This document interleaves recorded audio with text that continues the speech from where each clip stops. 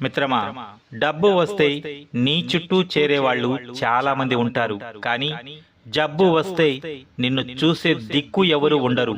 ఖర్చు పెట్టినంత సులువుగా సంపాదించలేవు. కాబట్టి నీ కోసం కొంత దాచుకో.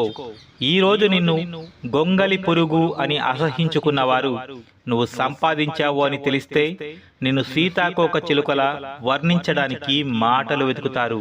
సరిగ్గా మనిషి జీవితం కూడా అంతే. నీ దగ్గర డబ్బు లేక కష్టపడుతున్నప్పుడు రాని ఎవ్వరు, బాగా సంపాదించి నువ్వు సుఖపడుతున్నప్పుడు వెతుక్కొని మరి వస్తారు. మేడి పండు చూడ మేలిమయుండును, పొట్ట విప్పి చూడ పురుగులుండును అనే జీవిత సత్యాన్ని ఊహ తెలిసినప్పటి నుంచి చదువుకుంటూ వచ్చావు. అయినా సరే ఇంకా నువ్వు నీ చుట్టూ ఉండే మేడి పండ్లను చూసి మేలిమైనవి అని భ్రమపడుతున్నావు. ఇక్కడ అవసరం కోసం చేసే సావాసాలు తప్ప నిన్ను ఆప్యాయంగా చేరదీసే బంధాలు ఎప్పుడో పోయాయి. మనం అనుకోవడం మర్చిపోయి నాది అనే మంత్రాన్ని జపిస్తున్న రోజుల్లో బతుకుతున్నావు. మరి అలాంటి మేడి పండ్ల లాంటి మనుషులను నమ్మి మోసపోయావు అంటే అది ఖచ్చితంగా నీ తప్పే. తినే ప్రతి మెతుకు మీద వాడి పేరు రాసి ఉంటుంది. పడే ప్రతి కష్టం వెనుక ఒక మంచి విజయం దాగి ఉంటుంది. మనకు దక్కాల్సింది ఎప్పటికీ మన నుంచి దూరంగా పోదు. అలాగని ఏ పని చేయకుండా ఖాళీగా కూర్చుంటే నీకు దక్కాల్సింది కూడా దూరమైపోతుంది. మనం ఎప్పుడూ మన పని చేసుకుని పోవాలి. మనకే దక్కాల్సినవి ఎప్పటికైనా మనకి దక్కి తీరుతాయి. ఒకడు డబ్బు సంపాదించడం మొదలుపెట్టి నీతో మాట్లాడడం మానేశాడు అంటే వాడికి పొగరు పెరిగింది అని కాదు, వాడి లైఫ్లో వాడు బిజీ అయ్యాడు అని అర్థం.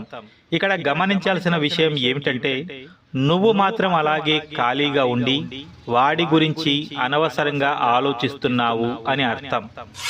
సింహం ఎప్పుడు సింహాసనం కోసం పాకులాడదు. అది ఎక్కడ కూర్చుంటే అదే సింహాసనం అవుతుంది. అలాగే నీతిమంతులకు గుంపులతో పని ఉండదు. వారు ఎక్కడ ఉన్నా వారి వన్నె తగ్గదు. ఒకరిని తొక్కి ఎదగడం గొప్ప అనుకోవడం కాదు. ఆదరించిన చేతిని నరకడం గొప్ప కాదు. అన్నం పెట్టిన చేతిని అవమానించడం గొప్ప అనుకోవడం కాదు. అందుకే అంటారు పెద్దలు, తాడిని తన్నేవాడుంటే వాడి తలను తన్నేవాడు ఇంకొకడు వస్తాడు. నీకంటే అతి భయంకరంగా నిన్ను వెన్నుపోటు పొడుస్తాడు. వేసే అడుగులు చూసుకుని నడవడం నేర్చుకోవడం మన బాధ్యత. తప్పటడుగు వేస్తే అది మన జీవితానికి హానికరం. కాబట్టి ఏ అడుగు వేసినా జాగ్రత్తగా వెయ్యి. కింద పడితే మళ్ళీ నీకు చెయ్యి అందించడానికి ఎవరూ రారు. పైగా నీ గొయ్యి నువ్వే తవ్వుకున్నావు అంటారు. చెబితే విన్నావా అంటారు. తర్వాత అనుభవించు అంటారు. బ్రతుకు మీద బాధ్యత లేనివాడికి భవిష్యత్తు మీద హక్కు ఉండదు. నిన్ను సాన పెట్టడానికే సంఘర్షణల మధ్యకి నెడుతూ ఉంటుంది జీవితం. తట్టుకుంటే రత్నమై వెలుగుతావు, తప్పుకుంటే రాయిలాగే మిగిలిపోతావు.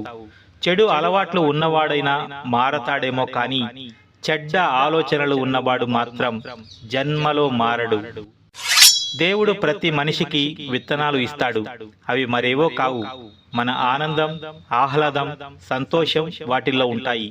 ఆ విత్తనాలు సక్రమంగా మొలకెత్తేలా పంటలు పండించుకొని మనల్ని సమాజంలో గొప్పవాడుగా చేసుకోవడం మన చేతుల్లోనే ఉంది. వాటిని మనం నిర్లక్ష్యం చేస్తే అవి మొలకెత్తవు, మనకు దుఃఖాన్ని మిగులుస్తాయి. కాబట్టి నువ్వు సంతోషంగా ఉండి పక్కవాణ్ణి కూడా సంతోషపెట్టు. మనస్సు ఆరోగ్యంగా ఉంటేనే ఏ మనిషి అయినా ఆరోగ్యంగా ఉంటాడు. మనిషి ఆరోగ్యంగా ఉండాలంటే గతం గురించి తక్కువగా ఆలోచించాలి, భవిష్యత్తును ఎక్కువగా ప్రేమించాలి. మోసం చేయడం తెలియనివాడు ఖచ్చితంగా మోసపోతాడు. అయితే మోసం చేసేవాడు మాత్రం ఎప్పటికీ మోసపోడు. కానీ రాబోయే కాలంలో మాత్రం ఏదో విధంగా మోసం వల్ల మూటగట్టుకున్న కర్మని ఖచ్చితంగా అనుభవించి తీరతాడు.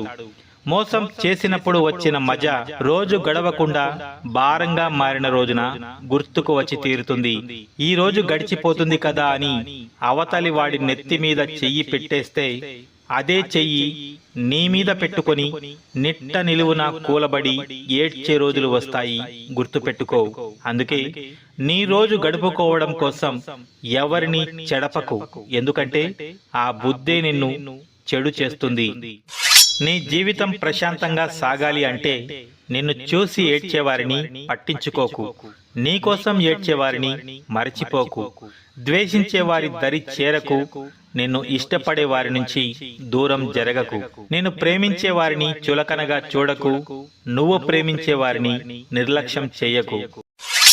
ఒక బంధానికి మనం ఎంత దగ్గరగా ఉన్నాము అన్నది కాదు, అసలు వాళ్ళ మనసులో మనం ఉన్నామా లేదా అనేది ముఖ్యం. నీటిలో పడవ ఉండాలి కానీ పడవలో నీరు ఉండకూడదు. అలాగే జీవితంలో జ్ఞాపకాలు ఉండాలి కానీ జ్ఞాపకాలతోనే జీవితం గడిచిపోకూడదు. అదే నిజమైన జీవితం. నువ్వు సంపాదించిన హోదా, డబ్బు, చదివిన చదువు, నువ్వు ప్రేమించిన వారు, ఇవేవీ నీ ప్రాణాన్ని కాపాడలేవు. చావుకు చిన్న పెద్ద తేడాలు ఉండవు. పుట్టుక చావు రెండు ఆ దైవాధీనం. కానీ నువ్వు ఇతరులకు చేసే మంచే నిన్ను కాపాడేది. ఎప్పుడూ నీ గురించే కాదు, ఇతరుల గురించి కూడా కొంత ఆలోచించడం నేర్చుకో. నువ్వు మాత్రం బాగుంటే చాలు అనుకోకు. నీకు వీలు ఉంటే ఇతరుల బ్రతుకులు బాగు చెయ్యి. నీ కుటుంబానికి మాత్రం ఉపయోగపడడం కాదు, ఇతరులకు కూడా నువ్వు ఉపయోగపడేలా జీవించడమే దేవుడు ఇచ్చిన ఈ బ్రతుకుకు అసలైన నిర్వచనం. పరిస్థితులను బట్టి కొన్నింటిని వదులుకోవడం కూడా అలవాటు చేసుకోవాలి. అది మనుషులైనా, బంధాన్నైనా, వస్తువులనైనా. అందుకే అన్నింటికీ సిద్ధంగా ఉండేలా మనసుకి శిక్షణ ఇచ్చుకోవాలి. దూరంగా ఉంటే విడిపోతామని, మాట్లాడకుండా ఉంటే మర్చిపోతామని ఎప్పుడూ అనుకోవద్దు. ఎందుకంటే ఎంత దూరం ఉంటే అంతగా చూడాలి అనిపిస్తుంది, ఎంత మౌనంగా ఉంటే అంతగా మాట్లాడాలి అనిపిస్తుంది. విడిపోవాలి అంటే విడదీయలేనంత దగ్గరైపోతాం. అదే బంధం అంటే.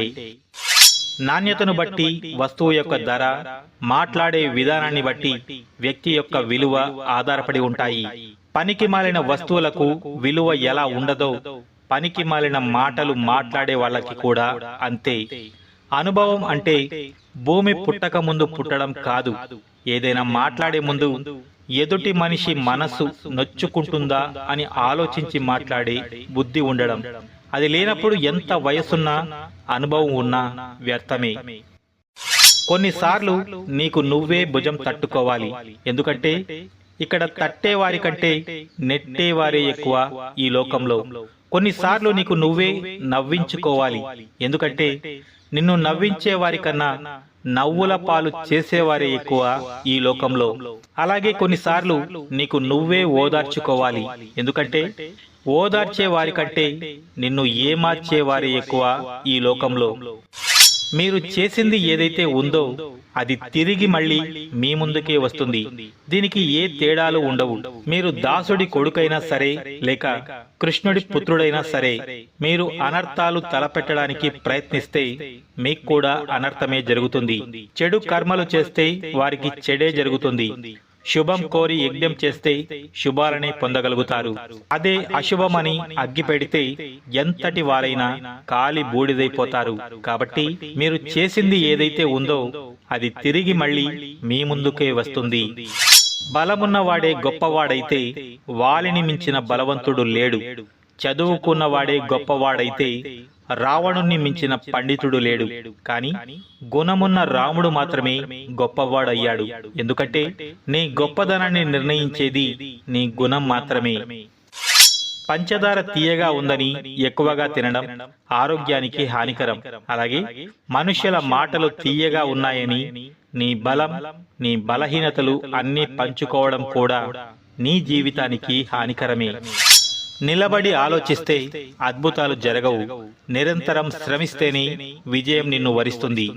పడిపోతాను అని భయపడితే నడక రాదు. ఓడిపోతాను అని భయపడితే విజయం రాదు. ఫలితాన్ని నువ్వు నిర్ణయించకు. ప్రయత్నిస్తూ పోతే ఫలితం అదే వస్తుంది. అసలు యుద్ధమే వద్దు అనుకుంటే జీవితం ఆడే ఆటని ఒక ప్రేక్షకుడిగా చూస్తూ ఉండిపో. కానీ ఒక్కసారి అడుగు పెట్టాక నిప్పు అని తెలిసి పట్టుకున్నాక ఆ మంటకి ఇనుము కూడా కాలి బూడిద అవుతుంది అనిపించినా నువ్వు మాత్రం కరగకు, యుద్ధం విడువకు. చివరికి నీ చేతిలోని కత్తి అలసిపోయి కన్నీళ్లు పెట్టినా నీ జీవితపు కథ మాత్రం ముందుకు సాగుతూనే ఉండాలి. పచ్చనోటు ముందు పలుచనైపోతున్నాయి బంధాలు, ధనం ముందు గుడ్డిదైపోతుంది గుణం, ఆస్తుల ముందు ఆవిరైపోతున్నాయి ఆప్యాయతలు. కాబట్టి డబ్బును ఎంతైనా సంపాదించు, ఎంతైనా పోగొట్టు, కానీ నీ వ్యక్తిత్వాన్ని మాత్రం పోగొట్టుకోకు. ఎందుకంటే అది డబ్బు కంటే విలువైనది. నేటి మన ప్రవర్తనలే రేపు మన పిల్లలకు అస్త్రాలు. బలంగా ఉన్నప్పుడు బలమైన ప్రత్యర్థి ఉంటే బాగుండు అనిపిస్తుంది. బలహీనంగా ఉన్నప్పుడు అసలు యుద్ధమే వద్దు అనిపిస్తుంది. బలం అంటే నీ ముందు 100 మంది ఉండడం, బలహీనత అంటే నీ వెనక ఎవరూ లేకపోవడం కాదు. నీకు నువ్వు ఉన్నావా లేదా, యుద్ధానికి సంసిద్ధంగా ఉన్నావా లేదా అని. నువ్వు దేనికి పనికిరావురా అంటూ మాట పడని అబ్బాయి ఈ ప్రపంచంలో ఎక్కడా ఉండడనుకుంటా. అలాగని పనికి రాకుండా పోయాడా అంటే లేదు. నచ్చిన పని కోసం తిరిగి తిరిగి అది దొరకక చివరికి దొరికిన పని చేసుకుంటూ జీవితంలో కలలు కన్నా ఎన్నో ఆశలు వదులుకుంటూ చాలీ చాలని జీతాలతో కష్టాల్ని దిగమింగుకుంటూ అమ్మా నాన్నలు పక్కింటి వాళ్లతో పోల్చి మరీ తిడుతున్నా చిన్నగా నవ్వుకుని మెల్లగా జీవితాన్ని గడిపేస్తున్న అబ్బాయిలకు కోదవే లేదు.